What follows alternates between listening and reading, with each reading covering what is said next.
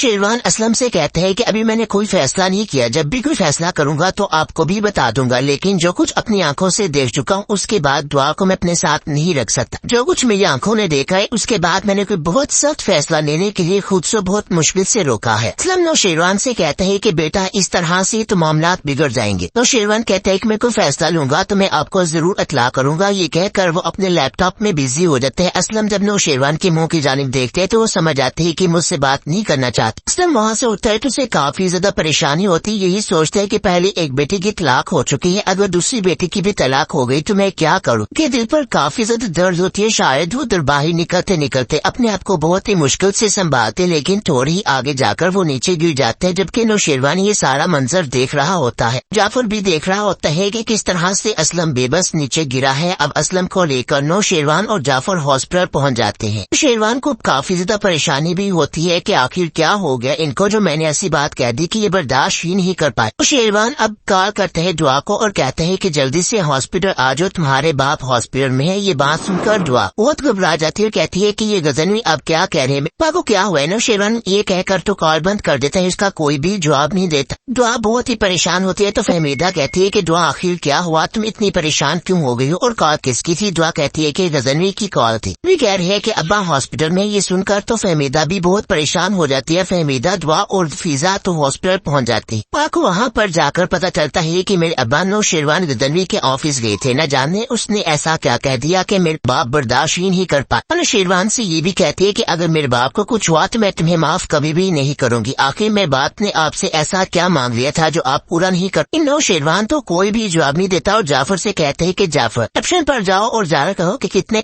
का बिल बना है, उसकी रसीद बनवा कर लाओ और बिल पे करके आओ, हमें जाना है। ये बात सुनने के बाद दुआ कहती है कि आपकी अनायत की हमें जरूरत बिल्कुल भी नहीं, ऐसे ही जा सकते हैं। ये बात सुनने के बाद नौशेरवान कहता है और जो काम मैंने तुम्हें कहा है जाओ। जाफर को रोक देती है और कहती है कि मैंने कहा ना कि मुझे आपकी इस अनायत की जरूरत नहीं, ये भी अपने पास रखिए। अब दुआ नौशेरवान की जानिब बहुत गुस्से से देखती है। आज से पहले दुआ ने ऐसा कभी भी नहीं किया था और ये सब कुछ तो नौशेरवान से भी हजम नहीं होता कि आखिर दुआ आज मेरे साथ किस तरह से रवैया इख्तियार कर रही थी, जबकि इससे पहले ने ऐसा कभी भी नहीं किया था। अब नौशेरवान को भी अपने किए पर बहुत ही ज्यादा शर्मिंदगी भी होती है कि आखिर उसने ऐसा भी क्या कर दिया गुनाह जिसकी वजह से दुआ शेरवान की जानिब इतनी गुस्से से देख रही थी। दूसरी तरफ कशमाला मजबूर हो जाती है और डर जाती है कि अगर सरफराज ने हकीकत बता दी तो मैं क्या करूंगी। अब 20 लाख लेकर नौशेरवान का सरफराज के पास पहुंच जाते हैं। जैसे ही सरफराज को देती है और कहती है कि ये लो ये 20 लाख है। फराज तो वैसे इन वालिद को फिर से कशमाला की जानिब फेंक देते हैं और कहते हैं कि 20 लाख क्या है, मेरी बाकी की रकम कहाँ है। ये बात सुनकर कशमाला कहती है कि सरफराज अभी काम पूरा नहीं हुआ, जितने पैसे दे रही हूँ चुप करके बस यही ले। सरफराज तो बहुत ही गुस्से में आ जाता है और कहते हैं कि तुम आखिर अपने आप को समझती क्या हो, तुम जो कहोगी मैं वो करूंगा, ऐसा बिल्कुल भी नहीं हो सकता।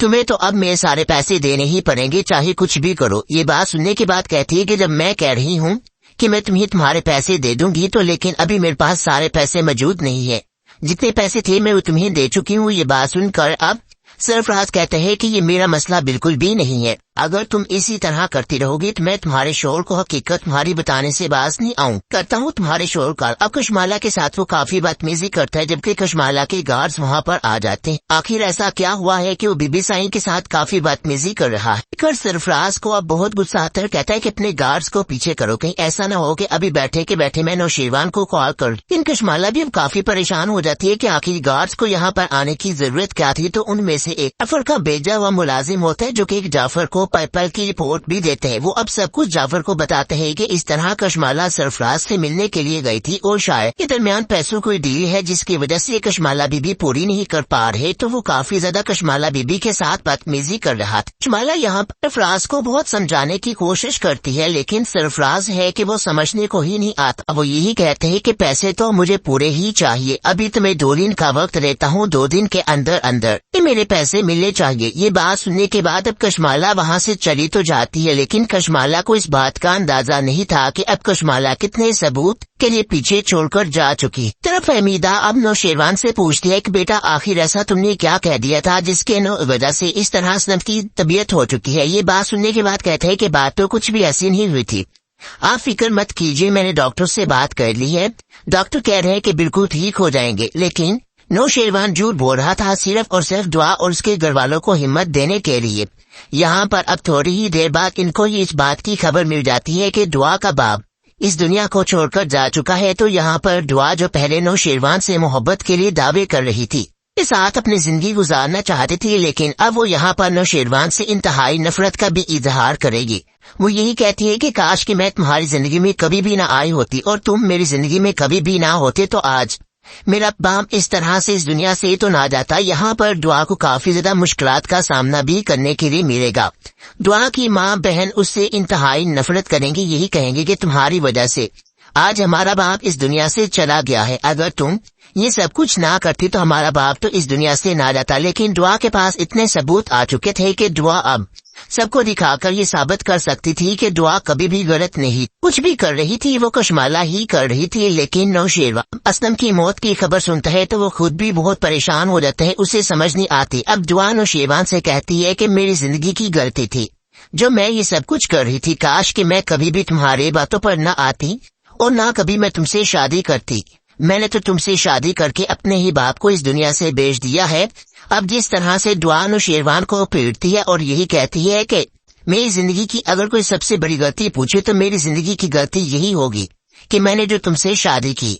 अब नौशेरवान बहुत ही ज्यादा दुआ को संभालने की कोशिश करता है, लेकिन दुआ कहती है कि तुम तो मुझसे नफरत करते, मैं मेरे साथ हमदर्दी करने की बिल्कुल भी जरूरत नहीं है। मैं जानती हूँ बहुत अच्छे तरीके से कि तुम्हारी हमदर्दी भी कल को मुझे महंगी पड़ेगी। ये बात सुनने के बाद अब वो काफी ज्यादा परेशान हो जाता है नौशेरवान भी, और कहता है कि देखो मैं जानता हूँ बहुत अच्छे तरीके के साथ गलत हुआ, लेकिन मैं ऐसा कभी भी नहीं करना चाहता था। लेकिन जाफर का मुलाजिम अब जाफर को कॉल करता है और कहता है सबूत आपने मुझे कहा था वो मैंने इकट्ठे कर दिए। अब जैसे वो जाफर को सेंड करता है तो जाफर सोचता है कि मुझे लगता है कि मुझे नौशेरवान को ये सारे सबूत दिखा देने चाहिए। ये वक्त इन दोनों के दरमियान काफी क्रिटिकल चल रहा है। इस तरह अगर नौशेरवान भी इस पर गुस्सा करेंगे तो मुझे लगता है कि इनके मामला तो बिगड़ जाएंगे।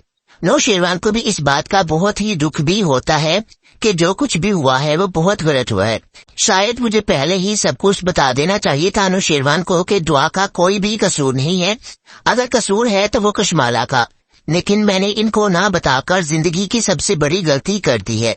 मैं जानता हूँ बहुत अच्छे तरीके से कि इस वक्त दुआ बीबी और उसके घर वालों पर क्या गुजर रही है, जबकि मेरी ही वजह से ये सब कुछ हुआ है और अब तो मैं ये सब कुछ बताकर ही रहूंगा। अब नौशेरवान कहता है कि साईं साहब मैं आपको कुछ बताना चाहता हूँ, क्योंकि मैं जानता हूँ कि जो कुछ भी दुआ बीबी पर हुआ है उनके साथ तो बहुत गलत हुआ है, लेकिन आपको ये जानना बहुत ही ज्यादा जरूरी। पर अब नौशेरवान को दिखाते हैं कि ये देखें अगर कसूर है तो वो कशमाला बीबी का, वो किसी और का कसूर नहीं है। कशमाला बीबी ने वाकई ये सब कुछ दुआ को आपकी जिंदगी से निकालने के लिए किया। ये बात सुनने के बाद अब नौशेरवान कहते हैं कि जाफर तुम क्या कह रहे हो। जाफर अब सब ही उन्हें सबूत दिखाता है और कहते हैं कि ये देखें और ये सबूत दुआ बीबी के पास भी मौजूद है। ये बात सुनने के बाद कहते हैं कि जाफर काश ये सबूत तुमने मुझे पहले दिखाए होते तो आज ये जिंदगी का मोड़ तो मुझे देखने के लिए ना मिलता। ये बात सुनने के बाद कहते हैं कि न जाने मैंने क्यों आपको ना दिखाया, मैं तो सही वक्त के इंतजार में था।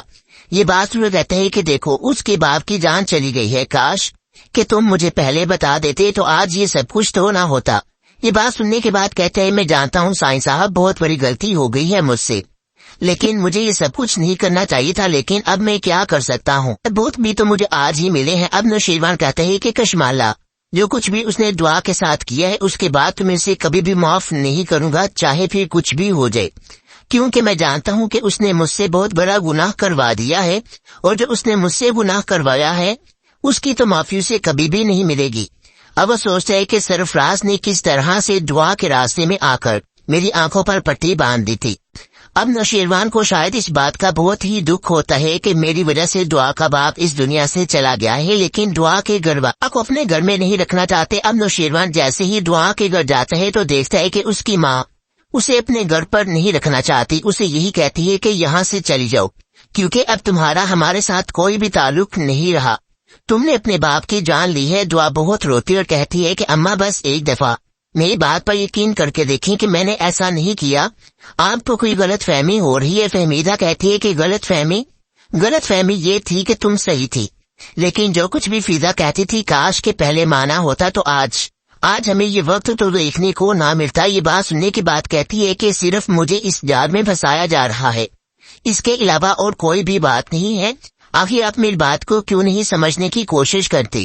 اب جیسے ہی فہمیدہ اسے گھر سے باہر نکال دیتے تو نوشیروان اب دعا کا ہاتھ پکڑ کر واپس آ جاتا ہے اور کہتا ہے کہ دعا جو کچھ بھی کہہ رہی ہے وہ سچ کہہ رہی۔ آقا تو ان سب میں کوئی بھی قصور نہیں تھا، اگر قصور تھا تو وہ کشمالہ کا۔ پھر سرفراز کا یہ بات سننے کے بعد اب کشمالہ کے بارے میں یہ باتیں سننے کے بعد دعا کہتی ہے کہ آپ کون ہوتے ہیں یہ سب کچھ کہنے والے؟ آپ کا تو میرے ساتھ کوئی بھی تعلق نہیں رہا، آپ کی وجہ سے میرا باپ آج اس دنیا سے جا چکا ہے۔ یہ بات سننے کے بعد نوشیروان کہتا ہے دعا میں جانتا ہوں کہ میں نے تمہارے ساتھ بہت غلط کیا، لیکن کیا تم مجھے معاف نہیں کر سکتی ہو؟ یہ بات سننے کے بعد دعا کہتی ہے کہ نہیں، اس وقت نہ تو میں آپ سے بات کرنا چاہتی ہوں اور نہ ہی میں آپ کے ساتھ کوئی بھی تعلق رکھنا چاہتی ہوں۔